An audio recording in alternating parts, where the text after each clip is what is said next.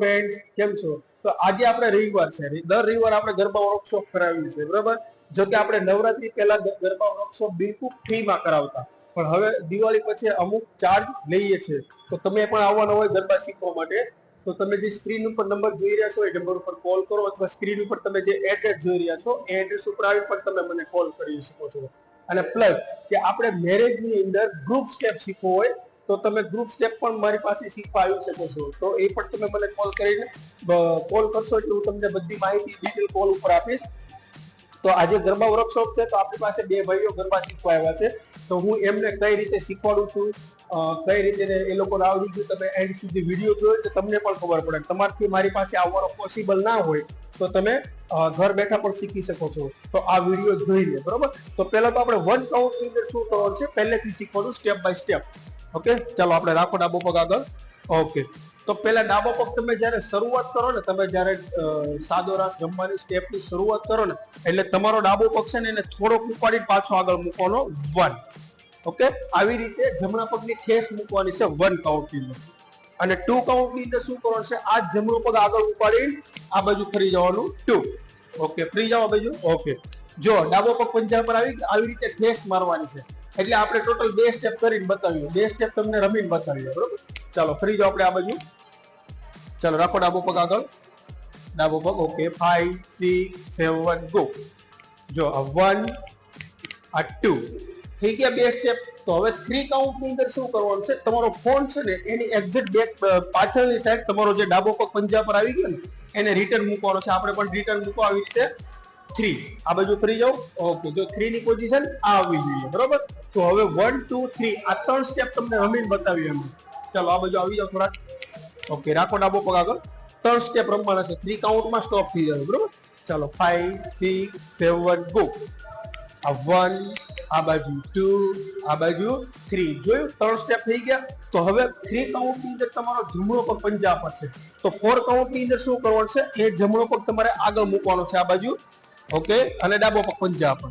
Okay, 4 step થઈ ગયા. તો આ 4 સ્ટેપ એકવાર આ બાજુ આવી જાય, 4 સ્ટેપ એકવાર તમને કન્ટિન્યુ રમીને બતાવીએ અમે, બરોબર? ચાલો રાખો ડાબો પગ આગળ. Okay, 5 6 7 go. 1 2 3 4. ઓકે, હવે આ 4 સ્ટેપ પૂરા થઈ ગયા. આ 4 સ્ટેપને આપણે કન્ટિન્યુ આગળ રાખવાનો છે. એવું તો નથી કે 4 સ્ટેપ રમીને સ્ટોપ થઈ જવાનું છે. આ 4 સ્ટેપ રમીને કન્ટિન્યુ રાખવાનું છે. તો કન્ટિન્યુ રાખવા માટે આપણો જે ડાબો પગ છે ને એને પાછો આગળ મૂકી દેવાનો.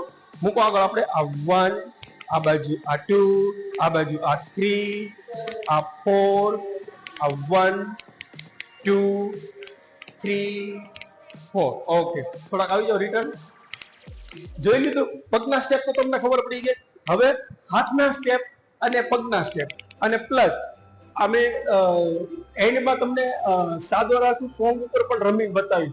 આ ભાઈઓ મારી પાસે શીખવા આવ્યા છે તો હું તમને સાદો રાસ એન્ડમાં સોંગ ઉપર પણ રમીને બતાવ્યું, તો જેથી કરીને તમારે કોઈ કન્ફ્યુઝ ના થાય. ચાલો રાખો આપણે ડાબો પગ આગળ. ઓકે, તો આપણે હાથના સ્ટેપ અને પગના સ્ટેપ. હાથના સ્ટેપમાં શું કરવાનું છે, પહેલા કાઉન્ટની અંદર તાળી પાડવાની છે અને ત્રીજા કાઉન્ટની અંદર તાળી પાડવાની છે, બરોબર? ચાલો રાખો ડાબો પગ આગળ. આપણે પહેલા સ્ટેપની અંદર તાળી અને ત્રીજા સ્ટેપમાં તાળી. ચાલો 5 6 7 ગો. 1 2 3. જોયું? 3 કાઉન્ટમાં તાળી પાડી સ્ટોપ થઈ ગયા. તો તમે જ્યારે 4 નું સ્ટેપ કરો એટલે હાથ ખોલી નાખવાના અને ડાબો પગ પંજા પર. ઓકે, આવી રીતે 1 2 3 4 આવી રીતે 4 સ્ટેપ કરવાના છે. આપણે આવી જાઓ. ઓકે, હવે ફરી એકવાર રમીને બતાવી દઈએ, બરોબર? ચલો 5 6 7 ગો. આ 1, આ 2 3, આ 4, 1 2 3 4. ઓકે, લાઈનમાં તો શીખવાડી દીધું. લાઈનમાં તો આપણે આ સ્ટેપને કઈ રીતે કરવાનું છે, પણ આને આ સ્ટેપને આપણે ગોળ રાઉન્ડની અંદર કઈ રીતે રમવો, સોંગ ઉપર કઈ રીતે રમવો એ પણ હું તમને રમીને બતાવું, બરોબર? તો જો અમે ગોળ રાઉન્ડની અંદર આ સ્ટેપને કઈ રીતે રમીએ છીએ એ પણ તમે ધ્યાનથી જુઓ. એટલે 1 કાઉન્ટમાં તાળી પાડશું, 3 કાઉન્ટમાં તાળી પાડશું અને ગોળ રાઉન્ડની અંદર કઈ રીતે રમવાનું છે એ ઓલરેડી તમે વિડીયો જોઈ લીધો. તો આગળ પણ જોયો એટલે તમારે કોઈ કન્ફ્યુઝ ના થાય.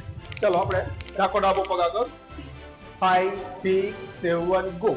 1 2 3 4 1 2 3 4 1